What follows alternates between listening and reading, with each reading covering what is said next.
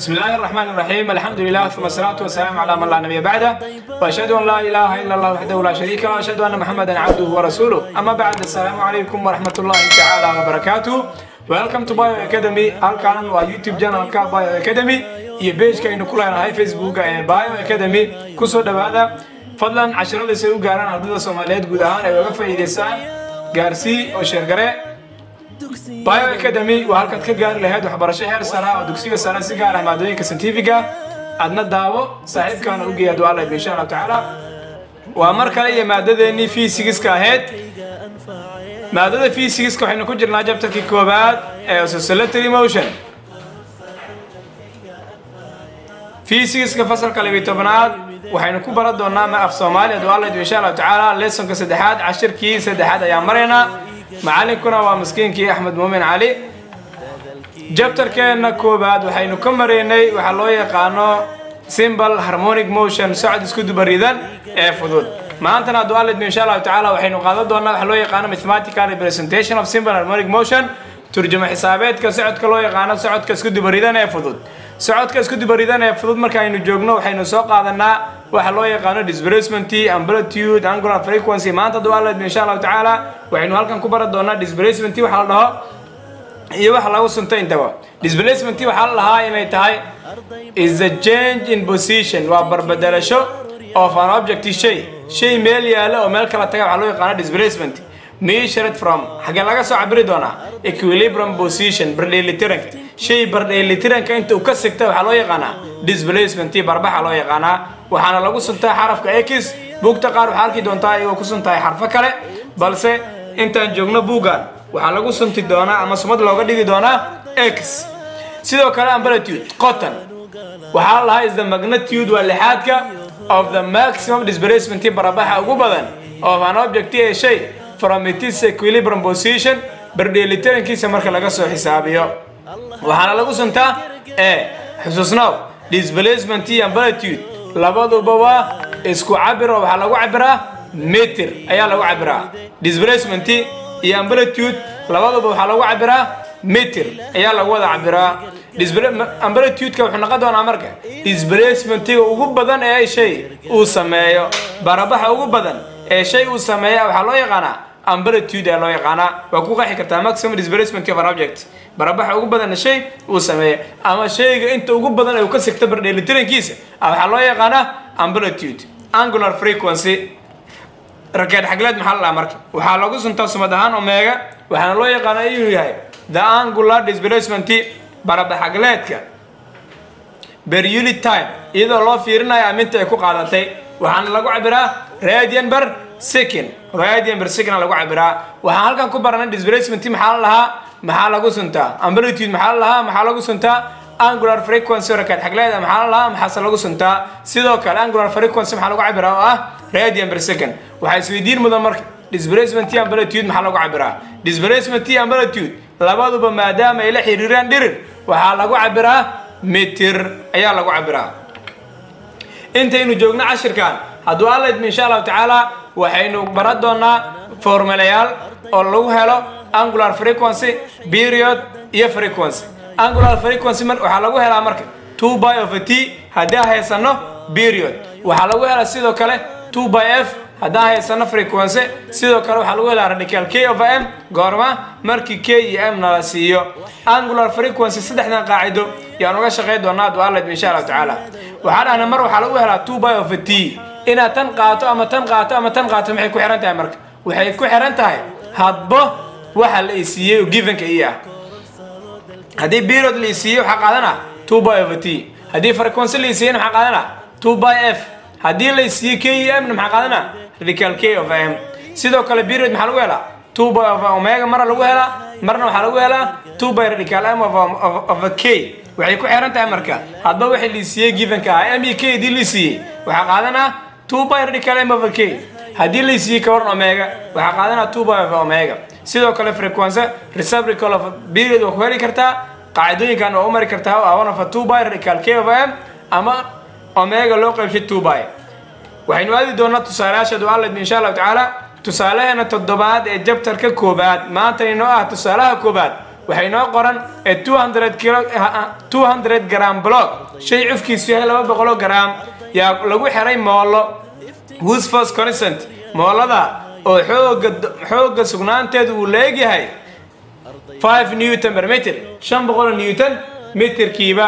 and it is free to oscillate waxayna xor u tahay inay mooladu walahato on horizontal frictionless surface ooga aan islis lahayn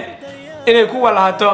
the blocks displaced shayga waxaa la barbixiyay 5 cm from equilibrium bardheelitiranka markii laga soo fiiriyo waxaa laga barbixiyay 5 cm and released from rest waana la sii daayay calculate soo xisaabi inta waxa la idira aadin maxaa haystaa horta waxaa haystaa 200 gram maxaa ku cabirnaa jiray waxaa ku cabirnaa jiray mass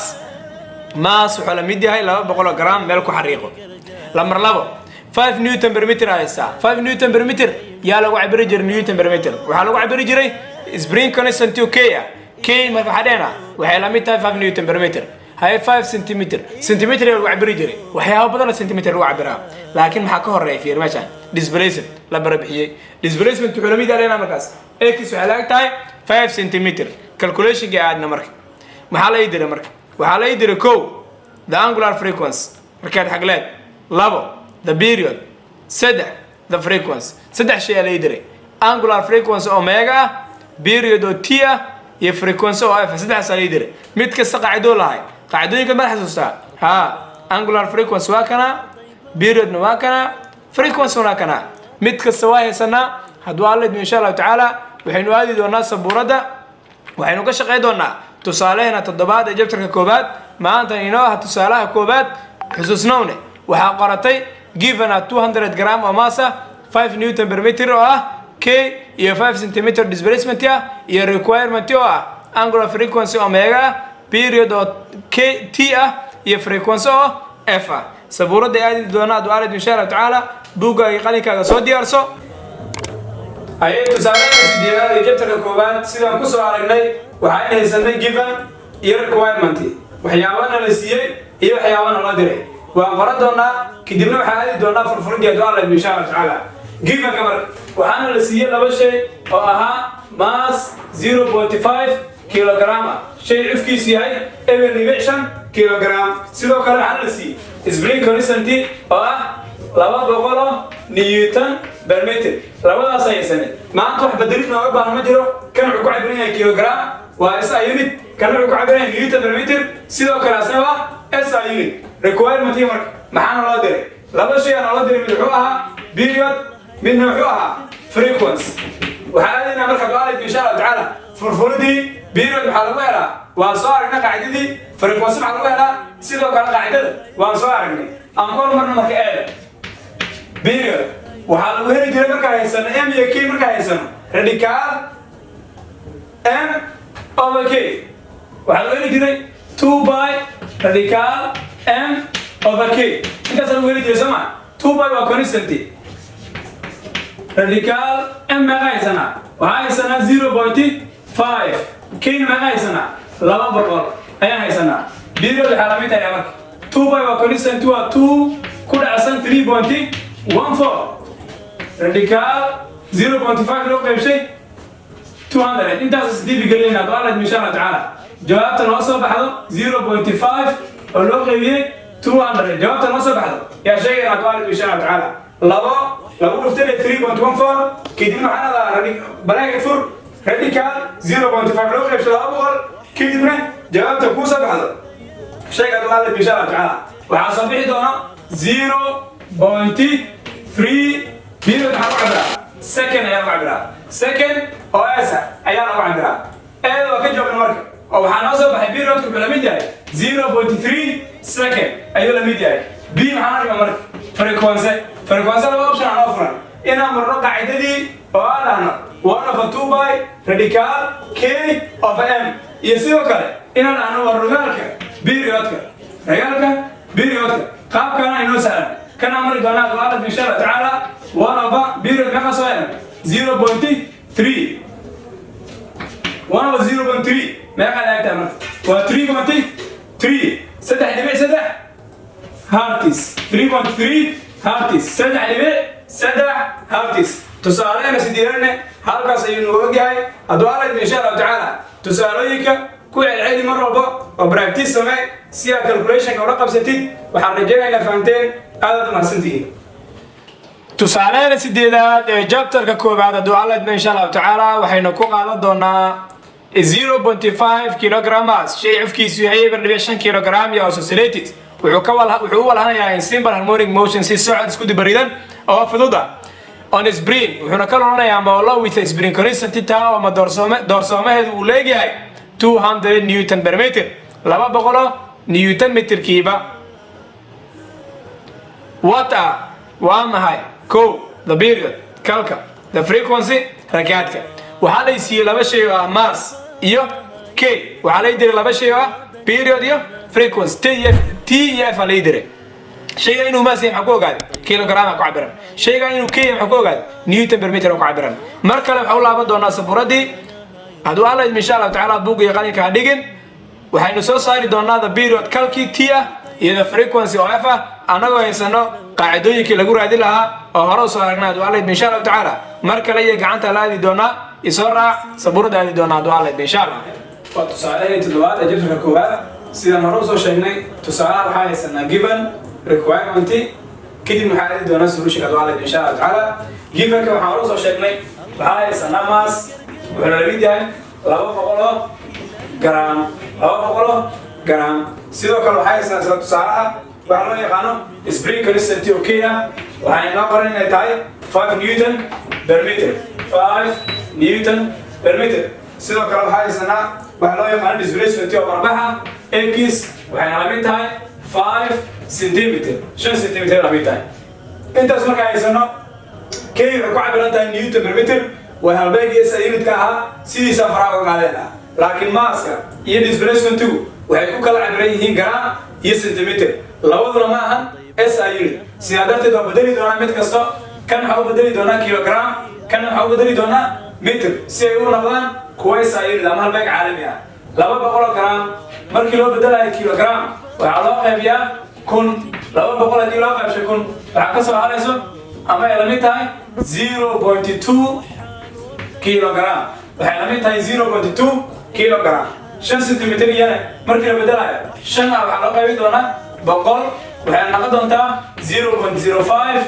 meter hadda waxaa haysanaa mass oo 0.2 kilogram k oo 5 newton per meter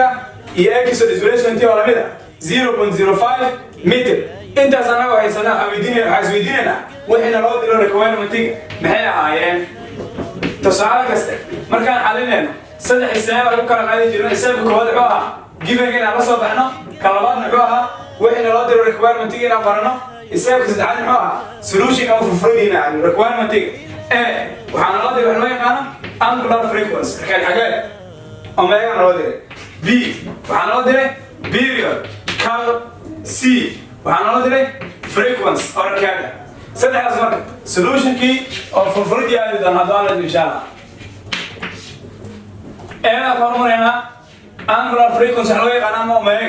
waxaa lagu heli jiray qaacidooyin badan mar waxay ahayd radical k of m mar waxay ahayd 2 by f t marna waxay ahayd 2 by f kee qaadanayna maanta waxaa haysanaa k iyo m kaasa qaadan doonaa marka omega waxaa lagu helaa radical k of m ayay k meeqa haysanaa 5 newton per meter m meeqa haysanaa 0.02 waxay haysanaa eber dhibic labo shan loo qaybiyo eber dhibic labo kadibna xididka saar scientific aga qaado jawaabta soo bixi doonta noo sheeg marka radical 5 over 0.2 waxaa soo bixi doona 5 haye omega maxaa lagu cabiraa hore u soo barana waxaa lagu cabiraa radian per second hadda waxaa ka jawaabnay waxay la dhiman b e c b maxaana la weydiiyey periodana la weydiiyey period maanta wuxuu lahaa laba formula mid waxay ahayd 2 by of omega midna waxay ahayd 2 by radical m over k soma labadii qaacido middaa rabto yaa isticmaali kartaa sababtoo ah m iyo k na waa haysataa omegana waa haysataa maadaama omegada soo saarnay iyada qaadan oo ah 2 by over omega 2 by over omega قاعدة ساقادنا مرك 2 باي لو قيبسي omega باي وانا قانا وكونستنت 3.14 سنتيفيك وليها سي سنتيفيك باي كوسا صار وحاتا وتا شيفتي مالا مقارنة هاي expand شيفتي بلاس expand تاو شيفتي تاو expand تاو باي كوسا بحيث عندما باي حالاتها 3.14 omega ما حالاتها مرك هذا صوص عملو حصو صارني 5 انت السوق باي مرك 2 over 2 باي لو قيبسي 5 سنتيفيك مرك 2 باي لو قيبسي 5 جاوبت كوسا بحضو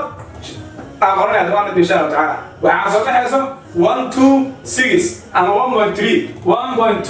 1.3 أما 1.3 هقعد دونا بيرو second ما دام وياي time وهقعد لنا second C وهنا ما حلوه كان frequency حلوه وحلوه قاعدة هي omega log 2 باي أما حلوه كرا 1/2 باي أو كل عشان رجال كيما سيدك حلوه كرا 1/t السبب كله بيرو تاسع وسهل هذا أو ينادو سهل حميد أبتنا وأمريكا تاسع جواب صبي هذا تمام 1/t تاسع هذا أنا t ناقص سهل هذا 1.3 أيام سهل أنا 1/1 وحاسب هذا أمريكا سدير كذا هذا 1/1 1.3 جرام 0.76 أما 7 واحد صوبه 0.8 فريكونسي على عبارة هارتيس تصالح لي تدبار جبت لك كوبات ما أنت هنا تصالح كوبات هالكاس يقولي وحين سوق قارني قبل عشر كينا دعاء الله إن شاء الله تعالى أرضية دمانتي نتكم سنتين داوشدينا وحرجينا دعاء الله إن شاء الله تعالى وحكم تسعين لو ذاك دونتان وحسنا قريب دونتان وحسيت مدن إن أرضاء عصدي إن لا سوق جارسيو فالصلاة كله إن يدبك ساريهن ودعاء الله إن شاء الله تعالى سيد قول نقصيها بدن يسوق جاري دونان وحلنا هاي وديار ما دوين كله ولا صديق دونا إن شاء الله تعالى وإنكم سنتين عد سيجا صوت جيدسين هدو الله إن شاء الله تعالى أرضي كسوة الصومالية ده حنكون عصنا إنه جارسيو عشرة دان سيجوا في ديسان أرضاء كله دقي ساعة أما فصل كفن فورا أما فصل هذا كله والسلام عليكم ورحمة الله تعالى وبركاته.